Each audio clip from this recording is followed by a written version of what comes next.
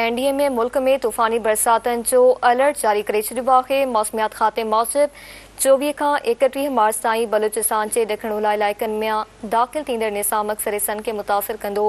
25 खां 26 मार्च ताईं इस्लामाबाद, मरी, रावलपिंडी, अटक समेत पंजाब जे शहरनि में बरसात जो इम्कान आहे।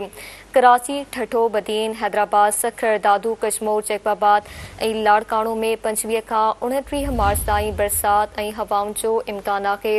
मौसमियात खाते जो चवणु आहे त शहरनि खे गैर ज़रूरी सफ़र खां पासो करणु घुरिजे। जाबिल इलाइक़नि में बर्फ़बारी सबबि ट्रैफ़िक मुतासिर थियण जो ख़दशो आहे। अवां खे ख़बर ॾियूं पिया, एनडीए में मुल्क में तूफ़ानी बरसातनि जो अलर्ट जारी करे छॾियो आहे। मौसमियात खाते मूजिब 24 खां 31 मार्च ताईं बलूचिस्तान जे ॾखण ओलह इलाइक़नि मां दाख़िल थींदड़ निसाम अक्सर हिस्सनि खे मुतासिर कंदो। 25 खां 26 मार्च ताईं इस्लामाबाद, मरी, रावलपिंडी, अटक समेत पंजाब जे शहरनि में बरसात जो इम्कान आहे।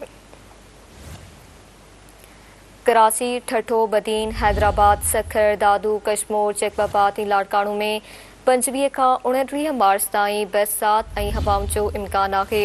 मौसमियात खाते जो चवणु आहे त शहरनि खे गैर ज़रूरी सफ़र खां पासो करणु घुरिजे।